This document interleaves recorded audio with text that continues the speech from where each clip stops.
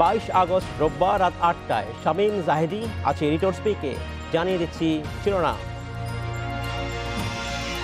সড়কে খোঁড়াখুঁড়িতে প্রায় অবরুদ্ধ রাজধানী, তীব্র যানজটে নগরবাসীর অন্তহীন ভোগান্তি।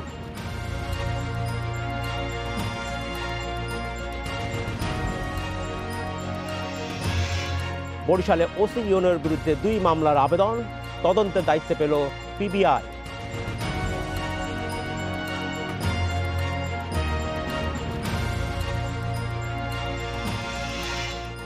ঢাকার হাসপাতালে 1 মাসে ডেঙ্গু রোগীর বেড়ে 3 গুণ, চিকিৎসায় বিলম্ব, জটিলতা বাড়ছে।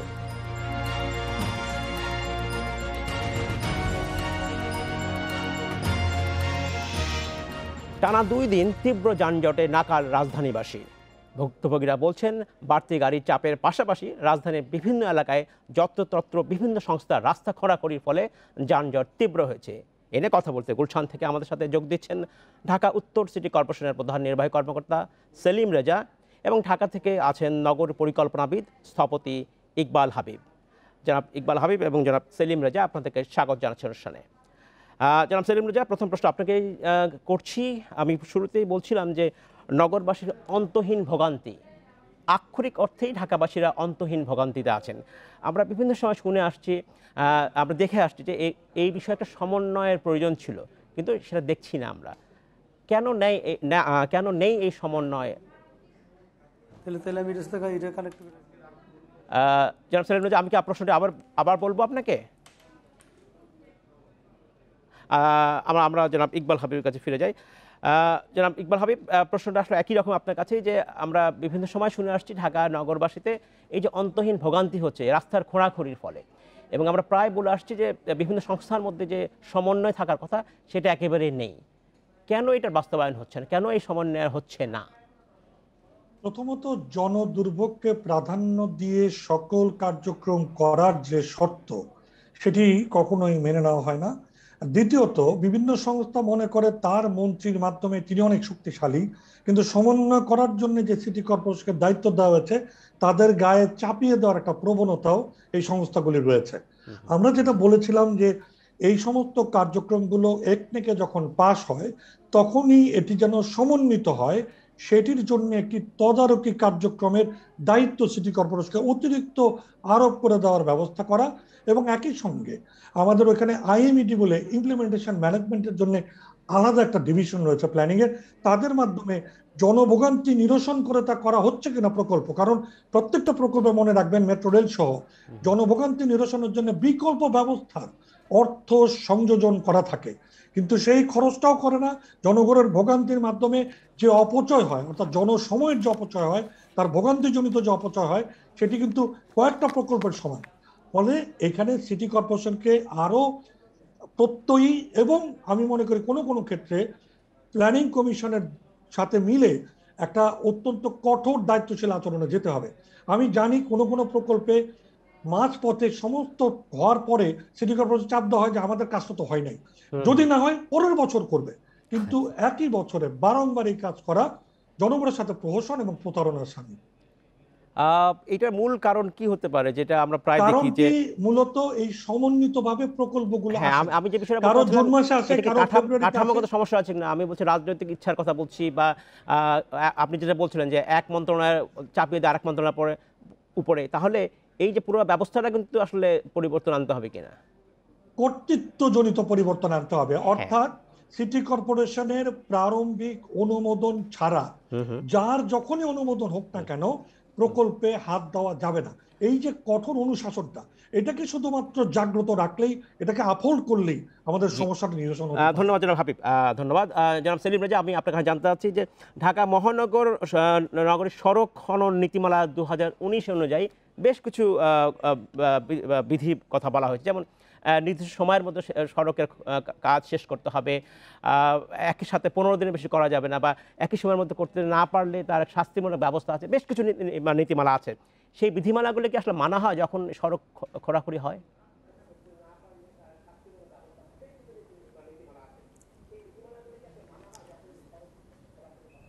জি, আপনাকে অনেক ধন্যবাদ। আসলে সেই সাথে এই অনুষ্ঠানের সাথে যে সকল সম্মানিত দর্শক শ্রোতা সংযুক্ত আছেন সকলের প্রতি কৃতজ্ঞতা এবং ধন্যবাদ। আমরা এই ঢাকা মহানগরীতে এই সড়ক খনন নীতিমালা পুরোপুরি বাস্তবায়নের জন্য আমরা চেষ্টা করে যাচ্ছি, কিন্তু সমস্যাটি হলো যে সকল সংস্থার বরাদ্দ এবং সকল সংস্থার প্রকল্পগুলো একই সাথে সমন্বয়ের ভিত্তিতে গ্রহণ করা এখনও একটু দুঃসাধ্য হয়ে পড়েছে এবং এখনও এই কাজটি কিন্তু আমরা একসাথে সকল সংস্থা কাজগুলো করতে পারছি না। একটি ওয়ান স্টপ সেল করা হয়েছে। আমরা সিটি কর্পোরেশনের পক্ষ থেকে প্রত্যেকটি সংস্থাকে বছরের শুরুতেই আমরা চিঠি দিয়ে জানিয়ে দেই যে সারা বছরের আপনাদের যে পরিকল্পনা এবং যে সকল প্রকল্পগুলো আপনারা গ্রহণ করবেন সেগুলো আমাদেরকে আগে ভাগে জানান। কিন্তু এমন সময় এসে 1000 কিলোমিটার, 1500 কিলোমিটার, 500 কিলোমিটার সড়ক খননের অনুমতি চাওয়া হয়, যখন এই অনুমতিগুলো দিলে ঢাকা শহরে রাস্তাঘাটের আর কোনো অস্তিত্ব থাকে না। আর এছাড়া সমন্বয়ের ভিত্তিতে এই প্রকল্পগুলো গ্রহণ করার জন্য একেবারে কেন্দ্রীয়ভাবে একটি ব্যবস্থাপনা আমার মনে হয় যে এখন সময়ের দাবি। আমরা সেটি চেষ্টা করছি। তবে উত্তর সিটি কর্পোরেশনের পক্ষ থেকে আমি এখানে দায়িত্ব নেওয়ার পর থেকে বিশেষ করে সড়ক খননের নীতিমালাগুলোকে একটি কাঠামোর মধ্যে এনে কত দ্রুত আমরা কিন্তু একেবারে কন্ট্রাক্টর লেভেলে আমাদের সিটি কর্পোরেশন এবং অন্য সংস্থার কন্ট্রাক্টর লেভেলে আমরা একটি সমন্বয় করে দিচ্ছি যাতে জনদুর্ভোগটা একেবারে সর্বনিম্ন পর্যায়ে রাখা যায়। তবে এই নীতিমালাগুলো যেভাবে করা হয়েছে সেই নীতিমালাগুলো আমি মনে করি যে যথার্থই হয়েছে। তবে এইগুলোর বাস্তবায়নের জন্য সকল সংস্থাকে আন্তরিকভাবে এগিয়ে আসতে হবে এবং আমাদের নীতিমালা গ্রহণ করা হয় তখন সকল সংস্থার সাথে আলোচনা করা হয়েছিল। সেই সংস্থাগুলো হচ্ছে তিতাস, বিটিসিএল, ডিপিটিসিডিএসকে সবার সাথে। তো এখন এইটার ব্যত্যয় হওয়া কোনোভাবেই কাম্য নয়। ধন্যবাদ জনাব সেলিম। আমার সাথে থাকুন যেন ইকবাল হবে। আমি যে বিষয়টা জানতে চাচ্ছিলাম যে এইটার পরিবর্তন করতে হলে কিন্তু একটা কাঠামোগত পরিবর্তন দরকার। প্রশাসনিক কাঠামোর কথা বলছি আমি, শুধু ঢাকা সিটি কর্পোরেশন বোধহয় একা পারবে না, বা তার কি ব্যবস্থা নেওয়া উচিত বলে আপনার মনে হয় জনাব ইকবাল হবে? বড় কাজ হতে পারে যে টপ সয়েলের যে কাজ, অর্থাৎ একদম উপরি মহলের উপরে অংশের যে কাজ, সেটা যদি সিটি কর্পোরেশনকে ডিপোজিটরি ওয়ার্ক হিসেবে করার একটা ব্যবস্থা করা যায়, যে যেই প্রকল্প করুক এটা সমন্বিতভাবে তার উপরের অংশের কাজটুকু ডিপোজিটরি ওয়ার্ক হিসেবে সিটি কর্পোরেশন করবে, তাহলে এটা উত্তরণ হতে পারে। কারণ আমি একটা জায়গায় পরিষ্কার করে বলি, এটা একটু প্রকৌশলগত ব্যাপার। এই যে অসমন্বিতভাবে যে যখন ইচ্ছা করছে তার তো জন দুর্ভোগ হচ্ছে তা কিন্তু না। সেই সঙ্গে সড়কের বড় 4 লেনের একটা সড়ক, এক একজন কেউ বাঁকা করে করলো, কেউ সোজা করে করলো, সড়ক কিন্তু মাঝখান থেকে সাইডে ঢাল হয়। এখন যিনি সোজা করে করলেন তার এই উল্টোপাল্টা কাজের জন্য ওই পুরো লেনটা আলটিমেটলি নষ্ট হয়ে যায়। তখন গাড়ি যাওয়ার সময় ওই ওটাকে এড়িয়ে যাওয়ার চেষ্টা করে ডান দিকে চেপে, ফলে রাস্তাটা সরু হয়ে যায়। তার মানে রাস্তার পুরো অ্যাডভান্টেজ সড়কের যানবাহনগুলো নিতে পারে না। এর ফলে যানজট তৈরি হয়, অ্যাক্সিডেন্ট হয়।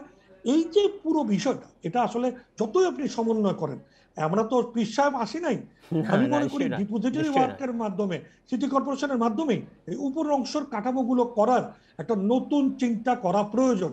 এ ব্যাপারে পরিকল্পনা কমিশন একটা উদ্যোগ নেক, যে সমন্বয়ের কথা সেলিম রেজা সাহেব বলছেন, এটা পরিকল্পনা কমিশনের জন্য সেখানে যুক্ত হয়, যাতে অনুমোদনের সময় এই শর্তগুলো জোরে দেওয়া যায়। তাহলে কিন্তু আপনি দেখবেন অনেক সমন্বিত এবং পরিচালিত কাজ হতে পারে। ধন্যবাদ জনাব সেলিম রেজা। আমরা প্রায় দেখি যে বর্ষাকালে রাস্তাঘাট খননটা বেশি হয় এবং বলা হয় যে এই সময়টা না করার জন্য এক ধরনের পরামর্শ আছে, কিন্তু এটা প্রায় মানা হয় না। এর কারণ এটা কি হতে পারে?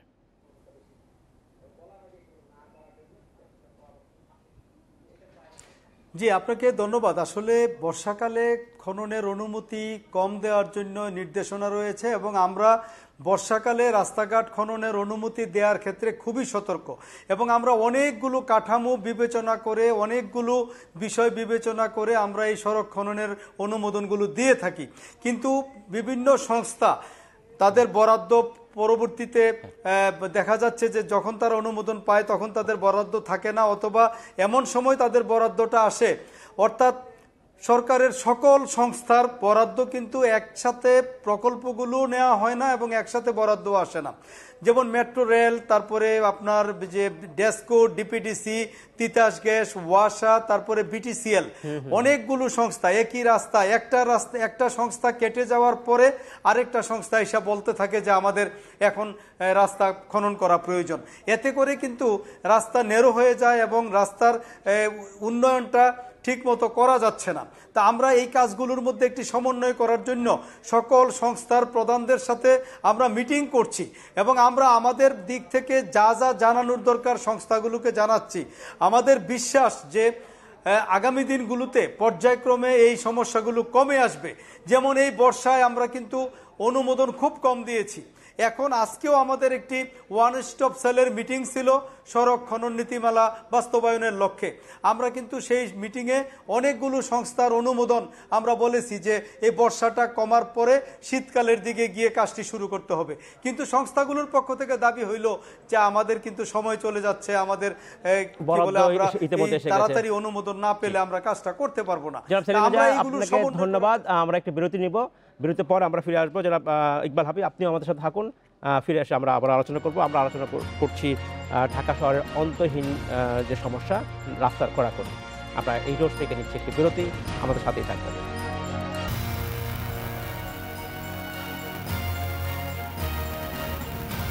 স্বাগত আরেকবার এই রোড থেকে। আজ আমরা কথা বলছি ঢাকা শহরের রাস্তা খোঁড়াখুঁড়িতে নগরবাসীর অন্তহীন ভোগান্তি নিয়ে। এটা কথা বলতে আমার সাথে স্টুডিওতে আছেন ঢাকা উত্তর সিটি কর্পোরেশনের সিইও সেলিম রেজা এবং স্থপতি ইকবাল হাবিব। আপনাদেরকে আবারও স্বাগত জানাচ্ছি। স্থপতি ইকবাল হাবিব, আপনার কাছে যে বিষয়ে জানতে চাচ্ছি, যে আমার প্রশ্ন একসময় ছিল জনাব সেলিম রেজার কাছে, যে এই যে বিভিন্ন সংস্থা রাস্তা কাজ করে, রাস্তা নতুন রাস্তা নির্মাণ করা হলো, পরবর্তী আরেকটি সংস্থা সেই রাস্তা খুঁড়ে আবার অন্য একটি কাজ করছে, ওয়াসার হয়তো কাজ করছে। এই যে সমন্বয়হীনতা আছে বা সমন্বয় নয় কেন, তার একটা ব্যাখ্যা দিয়েছেন জনাব সেলিম রেজা। উনি বলছেন যে বিভিন্ন সংস্থা বিভিন্নভাবে টাকা ছাড় পায়, সেই সময় তাকে করতে হয়, তার একটা নির্দিষ্ট সময়সীমা থাকে, এর ফলে সমন্বয় সম্ভব নয় আসলে। তাহলে সমাধান কি, বা আপনার কি জনাব সেলিম রেজার সাথে একমত কিনা এই ব্যাখ্যায়? প্রথমত প্ল্যানিং কমিশনের কথা বলেছি, তারা আসলে পরিকল্পনাগুলি পাশ করে, শুধু পরিকল্পনা না, তার অর্থ এবং সময়সূচি পাশ করে। সমন্বয়ের গোড়াটা ওখানে হয়ে যেতে পারে এবং তার তত্ত্বাবধানের জন্য সিটি কর্পোরেশনকে যে এখতিয়ার দেওয়া হয়েছে তাকে আরো জোরালো করার ব্যবস্থা করা যেতে পারে। তবে আপনি আরেকটি প্রশ্ন ছেলেমেয়েরা করেছিলেন, তিনি উত্তরে দিয়েছেন যে এটি বর্ষাকালের সময় কেন হয়। আসলে আমাদের জুন মাস বাজেট ক্লোজিং এর মাস, খুব আনফরচুনেট। আমরা অনেকবার মহিষ সাহেব স্যার থাকতে বলেছিলাম যে এটিকে কোনোভাবে অন্য কোনো মাসে নেওয়া যায় না, মার্চে নেওয়া যায় কিনা অথবা নভেম্বরে নেওয়া যায় কিনা, কারণ এটা কোনো বিশেষ ব্যাপার না যে জুন মাসে হতে হবে। জুন মাস বর্ষার মাস এবং ওই সময়ের মধ্যে যদি টাকা খরচ না করা হয় তাহলে ফেরত চলে যায়। ফলে হয় কি, কাজ করে না, কিন্তু শেষ মুহূর্তে এসে ফেব্রুয়ারি মার্চে এসে সবাই তাড়াহুড়া করে নেমে যায় এবং জুন মাসের মধ্যে টাকা খরচ করতে হবে, তাহলে টাকা অর্থ মন্ত্রণালয়ে ফেরত চলে যাবে। এই যে তাড়না, আমরা প্রতি বছর এই তাড়নায় ঠিক মার্চ এপ্রিলের সময় দেখি যুদ্ধ শুরু হয়ে গেল এবং সমস্ত ভোগান্তিকে উপেক্ষা করে সমস্ত প্রকল্পগুলো একসাথে মাঠে নামে এবং একসাথে নামার ফলে যা হয়, কারোর আর কোনো নিয়ন্ত্রণ থাকে না, আর তখন কেউ কারো কথাও শোনে না, কারণ টাকা ফেরত দেওয়া যাবে না। তাহলে এটাকে একটু পরিচালনা করার জন্য ওই জায়গাতে আমাদের হাত দিতে হবে। তবে আবারও বলছি, যেহেতু নীতিমালা হয়েছে, দৃঢ় পদক্ষেপ প্ল্যানিং কমিশন এবং সিটি কর্পোরেশনের একটু সামর্থ্য এবং কর্তৃত্বকে বাড়ালে এটি কিন্তু কোনো ব্যাপারই না, এটা সময়ের ব্যাপার। তবে সরকারের যদি রাজনৈতিক সদিচ্ছাটা প্রখর হয়, জনদুর্ভোগকে প্রাধান্য দিতে হবে এবং বিকল্প ব্যবস্থা ছাড়া এবং সমন্বয় ছাড়া কাউকে কাজ করতে দেওয়া যাবে না। তবে কোনো সংস্থার পক্ষে তার মন্ত্রীকে দিয়ে বা অন্য কাউকে দিয়ে প্রভাবিত করার কোনো সুযোগ নেই। সিটি কর্পোরেশন মেয়ররা মনে রাখতে হবে, সরাসরি ভোটে জনগণের কর্তৃক, শুধু মেয়ররা না, কাউন্সিলর শুধু নির্বাচিত, অর্থাৎ সহজ না। ধন্যবাদ জনাব সেলিম রেজা। আপনার কাছে আমি একটা প্রশ্ন করছি, একটা নীতি নির্ধারণীমূলক প্রশ্নই বলতে পারি। আপনি যেহেতু ঢাকা উত্তর সিটি কর্পোরেশনের সিইও হিসেবে কাজ করছেন, আপনার অভিজ্ঞতা কি বলে যে আসলে এই পুরো দায়িত্ব কাজ কি শুধু সিটি কর্পোরেশনে থাকা উচিত, নাকি এখন যেমন বিভিন্ন মন্ত্রণালয় হস্তক্ষেপ করতে পারে, যেটা আপনারা হয়তো সেখানে না বলতে পারেন না? আপনার অভিজ্ঞতা, আপনি যে দীর্ঘদিন কাজ করছেন এখানে, আপনার অভিজ্ঞতা অনুযায়ী এটা কেমন হওয়া উচিত, কাঠামো কেমন হওয়া উচিত?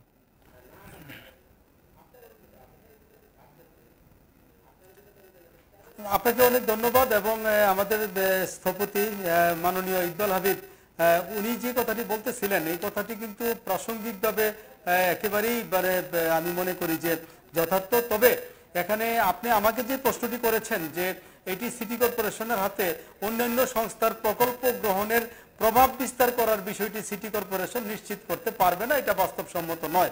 তবে সিটি কর্পোরেশনকে কাজ করার ক্ষেত্রে আরো একটু বেশি সুযোগ সৃষ্টি করার একটি ক্ষেত্র তো থেকে যেতেই পারে এবং সেটি করা প্রয়োজন মর্মে আমি মনে করি। তবে এখানে একটি বিষয় মনে রাখতে হবে যে এবং আপনার জাতীয় পর্যায়ে কিছু বিষয় থাকে, যেমন আমাদের আগামী 10 বছর পরে যেমন আমার উন্নয়নের জন্য বিদ্যুৎ লাগবে, গ্যাস লাগবে, পানির লাইন আধুনিক করতে হবে, 10 তলা 20 তলা বড় বড় ভবন তৈরি হচ্ছে, সেই ভবনগুলোর জন্য এখন নাগরিক সুবিধা না বাড়ালে 5 বছর পরে ঢাকা মহানগরী বসবাসের অযোগ্য হয়ে যাবে।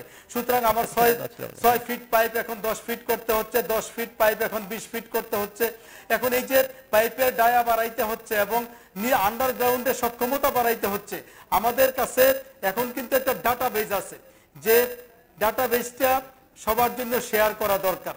একটু এই প্ল্যানিং ডাটাবেজ, কোন সংস্থার আন্ডারগ্রাউন্ডে কিরকম ডাটা অর্থাৎ কিরকম কনস্ট্রাকশন করা আছে, গ্যাস লাইন কোন দিক দিয়ে কিভাবে আছে এবং পানির লাইন কোন দিক দিয়ে কিভাবে আছে, এই ডাটাবেসটা যদি জানা যায়, তার ভিত্তিতে যদি প্রকল্প গ্রহণ করা হয়, তাহলে আপনার এই ডাটা শেয়ারিংটা এই মুহূর্তে খুবই জরুরি একটা কাজ।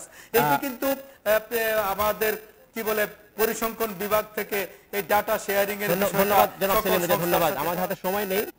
জনাব ইকবাল হাবিব, আমি ছোট্ট প্রশ্ন করতে আপনি খুব সংক্ষেপে উত্তর চাই। আছে একটা সময় হতে বলা হচ্ছিল সিটি গভর্নমেন্ট একটা ধারণা বলা হচ্ছিল, তাতে এই জাতীয় সমস্যার সমাধান হতে পারে। সিটি গভর্নমেন্ট ধারণাটা আসলে কার্যকর হবে কিনা? সিটি গভর্নমেন্ট ধারণাটা সরকার পরিত্যাজ্য করেছে, তাতে রাজনৈতিক সদিচ্ছা অনুযায়ী সেটা তারা করতেই পারে। তবে সেক্ষেত্রে আমাদের যেহেতু আমাদের এলজিআরডি মন্ত্রী রয়েছেন এবং তাকে অনেক দায়িত্ব সরকার দিচ্ছে, আমি মনে করি সমন্বয়ের ক্ষেত্রে প্রয়োজন হলে মন্ত্রীকে যুক্ত করা হোক, কিন্তু শক্তিশালীকরণের ক্ষেত্রে সিটি কর্পোরেশনের সিদ্ধান্তের শক্তিশালীকরণের ক্ষেত্রে কোনো ছাড় দেওয়ার সুযোগ যদি না। অনেক ধন্যবাদ জনাব ইকবাল হাবিব। জনাব সেলিম রেজা, আপনাকে অনেক ধন্যবাদ। আজকে শেষ করতে হচ্ছে আমাদেরকে। আমরা নিচ্ছি একটি বিরতি, আমাদের সাথেই থাকবেন।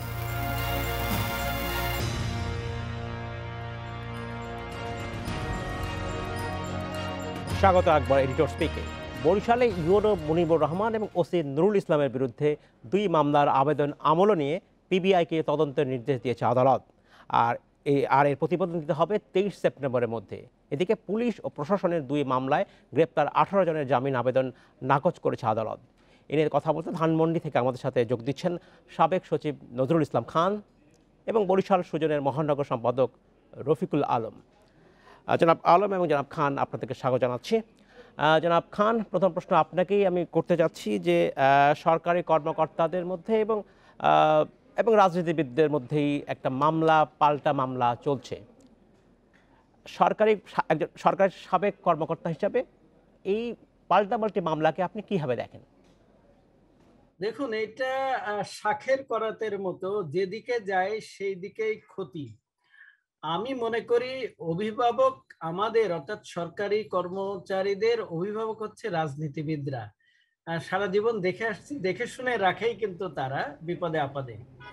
আমার মনে হয় যে ইনসিডেন্টটা আমি শুনেছি বা খবরের কাগজে যেটা দেখেছি, এইটা আসলে পৌরসভা থেকে বা সিটি কর্পোরেশন থেকে ফোন করে এটা নামিয়ে ফেলানো যেত, কিন্তু মনে হয়েছে যে এখানে দলাদলির বিষয় আছে, মন্ত্রী মহোদয় বা এমপি মহোদয়ের বিষয় আছে। যদি এটা নামিয়ে ফেলতো তখনও কিন্তু ইউনোকে আর এক গ্রুপ কিন্তু চাপ দিত আর এক পক্ষ থেকে, তার জন্য বিপদ হতো, তখন হয়তো 2 দলে এক হয়ে যেত। এরপরে আরেকটা বিষয় হচ্ছে, এত মানুষ নিয়ে যাওয়ার তো কোনো দরকার ছিল না, তারপরে আবার রাতে। এখন আরেকটা বিষয় হচ্ছে, তবে একটা জিনিস ভালো, পার্টি সেক্রেটারি দূরদর্শিতার পরিচয় দিয়েছেন। উনি যে কথা বলেছেন এটাতে মোটামুটি থেমে গেছে। তা নাহলে উনি যদি আরো গরম কিছু উস্কানিমূলক বলতেন, তাহলে কিন্তু আরো মারামারি হতো, ইউনোকে হয়তো কিছু করতো। কিন্তু আমার মনে হয় খুব দূরদর্শিতার পরিচয় দিয়েছেন। আমাদের যেটা মনে হয়েছে, তবে একটা বিষয়, সেই বিষয়টা হচ্ছে অ্যাডমিন ক্যাডার থেকে যে বিবৃতিটা দেওয়া হয়েছে, যে ভাষায়, আমার মনে হচ্ছে যে মুখে অনেক কিছুই বলা যায় কিন্তু লিখিত হয় বলা যায় না। জনাব খান, আপনার সাথে একমত। আমি আরেকটা বিষয় আপনার প্রশ্ন করতে চাই। আপনি নিজেই বলছিলেন যে আসলে এই পুরো বিষয়টা রাজনীতিবিদরাই ড্রাইভিং সিটে থাকবে, তাই তো বলছিলেন আপনি। হঠাৎ কি এমন হলো যে এমন সমস্যা হচ্ছে? এই সমস্যা কিন্তু প্রথম নয়, আমরা এর আগেও দেখেছি, কিছুদিন আগেও কিশোরগঞ্জে দেখেছি, যেখানে স্থানীয় এমপি, যিনি নিজেও এক সাবেক আমলা, সেখানে যখন স্বাস্থ্য সচিব তার বাসায় হামলা হয়েছে, সে একই রকম ঘটনা মোটামুটি। ফরিদপুরেও দেখেছি একজন এমপি নেতৃত্বে একজন ইগোর সাথে দুর্ব্যবহার বা কথা কাটাকাটি হয়েছে, যেটা নিয়ে কেন এই সমস্যাটা হঠাৎ কেন হচ্ছে এখন? দেখুন, intoxicity of power is more than liquor, এটা ব্রিটিশ একটা প্রবাদ আছে। আসলে ক্ষমতা থাকলে সরকারি কর্মচারীদের কিন্তু ওইভাবে পিছনে লোক থাকে না, কিন্তু রাজনীতিবিদদের সেটা থাকে, সেজন্য তারা অনেক কিছুই করতে পারেন। সুতরাং যাদের ক্ষমতা বেশি তাদেরকে বেশি সংযত হতে হবে, এক। দুই, আরেকটা বিষয়, যারা সরকারি কর্মচারী তাদের আমি মনে করি তাদের সাধারণ জনসাধারণ যাতে তাদের পক্ষে থাকে সেটাও একটা চেষ্টা করা দরকার। অনেক সময় একটা জেলায় হয়তো সার্ভিস পেল না, সারা দেশের জন্য বিরুদ্ধে চলে গেল, এটা থাকে। কিন্তু আমলাদের দেখলে যাদের হাতে ক্ষমতা থাকে তাদের পিছনে সবাই তাদের আক্রমণ করে। আমলারা কিন্তু আসলে হরিণ, এটা বাঘে কামড়ায়, শিয়ালে কামড়ায়, কুকুরে কামড়ায়, ইঁদুরে কামড়ায়, বাদুরে কামড়ায়, সব তাতে কামড়ায়। তো সেই জন্য দুইটা সেফগার্ড, একটা হচ্ছে রাজনীতিবিদরা অভিভাবকের মতো আগলে রাখে, আমরা তাই দেখেছি, দেখে রাখেন। দুই হচ্ছে, আমি যেমন মাননীয় প্রধানমন্ত্রীর সাথে কাজ করেছি, আমরা দেখছি আমাদের বিপদে আপদে সবসময় দেখেছে একটা বিষয়। আর একটা বিষয় হচ্ছে, আর একটা সেফগার্ড হচ্ছে জনসাধারণ। অনেক সময় অনেক ইউনো ভোট বদলি হচ্ছে, তাকে দেখেছি যে স্থানীয় জনগণ তার পক্ষে তদবির করে। জি, এটাই স্বাভাবিক, আসলে সমন্বয় করে চলতে হবে। ধন্যবাদ জনাব খান, আপনি আমার সাথে থাকুন। আমি একটু জনাব রফিকুল আলমের কাছে যাচ্ছি।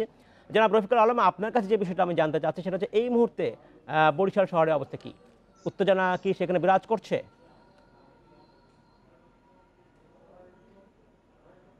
না,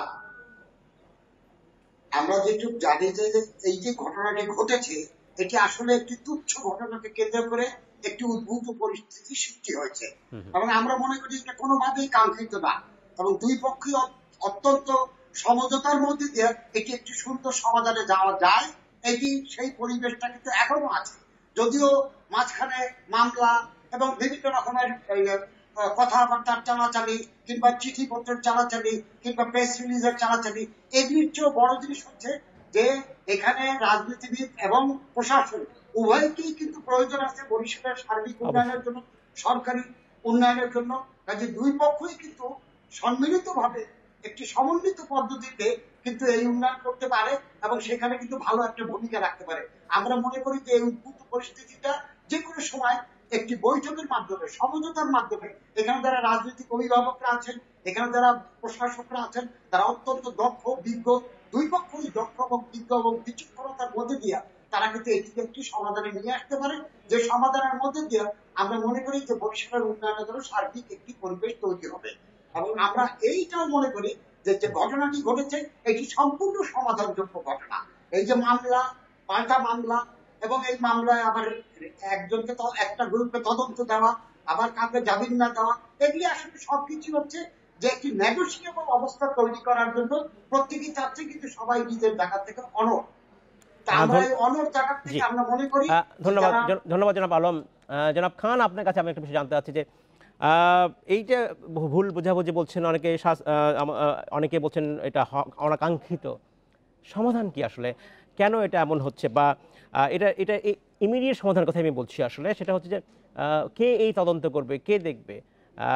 মেয়র সাদেক আব্দুল্লাহ কিন্তু আবার বলছেন যে বিচার বিভাগীয় তদন্ত হওয়া উচিত। আপনার কি মনে হয়? দেখুন, এইসব তদন্তে কোনো কাজ হবে না। আমি মনে করি এখানে সিনিয়র একজন পলিটিশিয়ান যে দুই দলকে মিলিয়ে দেবে সেটাই সবচেয়ে ভালো হবে। দুইটাই সরকারের অংশ। একজন মেয়র, সে কিন্তু যথেষ্ট সিনিয়র পর্যায়ের, মানে গুরুত্বপূর্ণ বরিশালের মেয়র। এরপরে ইউনো অনেক জুনিয়র অফিসার। আসলে এইগুলো একজন সিনিয়র পলিটিশিয়ান গিয়ে এটা মিলিয়ে দেওয়া উচিত, মামলা মোকদ্দমা উঠিয়ে দিয়ে, সেটাই সবচেয়ে ভালো। দুই পক্ষই সরকারে আছে।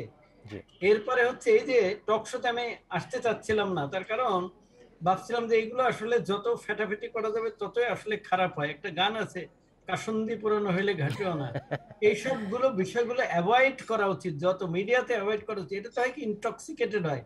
এই যে আমার বিশ্বের জুনিয়ররা হয়তো খুব চাপ দিয়েছে, অ্যাসোসিয়েশনের যিনি সভাপতি আছেন, চাপ দিয়ে তাদের ঠান্ডা করার জন্য, সন্তুষ্ট করার জন্য এটা গরম গরম লেখা লিখেছে, কিন্তু গরম কিন্তু জনাব খান, আসলে এগুলো যদি আপনারা আলোচনা না করেন প্রকাশ্যে, তাহলে কিন্তু মানুষ উপকৃত হবে না।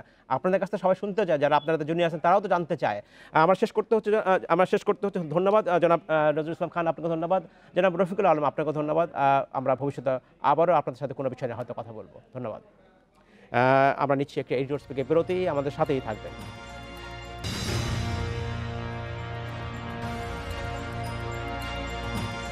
এডিটর স্পিকে আবারও স্বাগত। এক মাসে রাজধানীর হাসপাতালগুলোতে ডেঙ্গু রোগী বেড়েছে 2.5 থেকে 3 গুণ। বিশেষজ্ঞরা বলছেন দেরি করে চিকিৎসা নিতে আসায় বেশিরভাগ রোগীর জটিলতা তৈরি হচ্ছে। এ নিয়ে কথা বলতে লালবাগ থেকে আমাদের সাথে যোগ দিচ্ছেন ঢাকা মেডিকেল কলেজ হাসপাতালের মেডিসিন বিভাগের সহযোগী অধ্যাপক ডাক্তার প্রদীপ কুমার বিশ্বাস। ডাক্তার বিশ্বাস, আপনাকে স্বাগত জানাচ্ছি অনুষ্ঠানে। আমরা দেখছি যে হঠাৎ করেই ঢাকা এবং বাংলাদেশের অন্যান্য অঞ্চলেও ডেঙ্গু রোগীর সংখ্যা বাড়ছে। এর একটা বড় সমস্যার একটা বড় কারণ হচ্ছে যারা রোগী তারা দেরি করে চিকিৎসা নিতে আসছে। কেন এই দেরি হচ্ছে বা দেরি করা কারণে কতটা জটিলতা তৈরি হচ্ছে চিকিৎসা ব্যবস্থায়? আপনাকে অনেক ধন্যবাদ এবং শুভ সন্ধ্যা।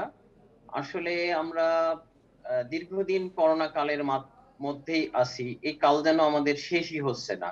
আবার এর মাঝে নতুন করে ডেঙ্গুর উপসর্গ শুরু হয়ে গেল গত 1 মাস ধরে।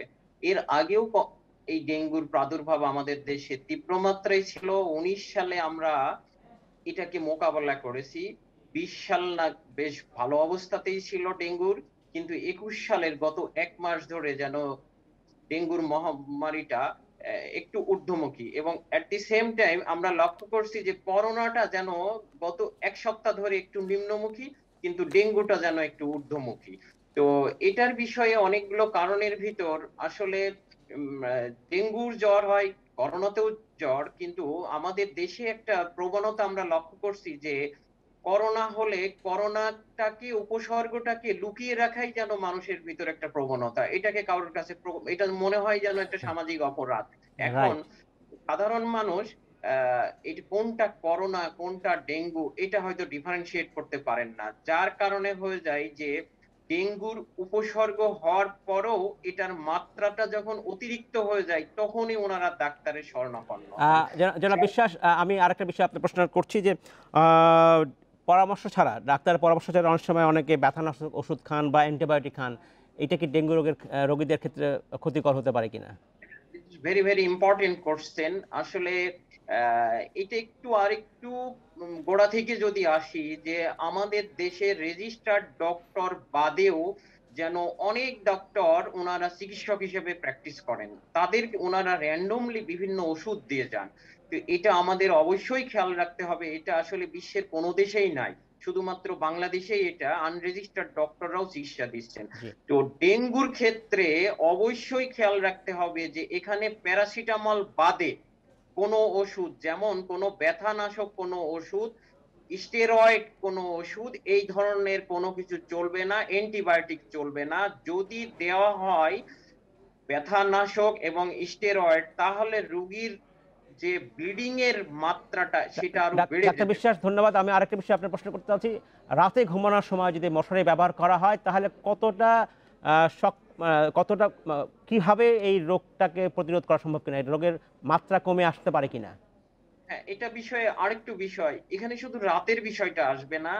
এই যে ডেঙ্গুর যে আপনার ভাইরাসটা, এটা এই মসকুইটো যেটা এডিস যেটা, এটা দিনের বেলা কামড়ালে পরেই বেশি হয়, ট্রান্সমিট হয়। এই জন্য আমাদের খেয়াল রাখতে হবে যে দিনের বেলাও মশারি, রাত্রে বেলাও মশারি। এট দি সেম টাইম অবশ্যই আমাদের খেয়াল রাখতে হবে কোনো পাত্রে যেন, যে কোনো ভ্যারাইটিস পাত্রে পানি জমা না থাকে। বলা হয় যে এই মসকুইটো ডিম পাড়ার পরে ওখান থেকে লার্ভা তৈরি হতে 3 দিন লাগে, এই জন্য কোনো পানি যেন 3 দিনের বেশি 3 দিন পর্যন্ত জমা থাকে না। ধন্যবাদ ডাক্তার প্রদীপ কুমার বিশ্বাস, আমাদের অনুষ্ঠানে যোগ দেওয়ার জন্য। আজকে আমাদের শেষ করতে হচ্ছে। এই ছিল আজকের মতো এডিটর স্পিকে। আমাদের সাথেই থাকবেন, দেখা হবে আবারও।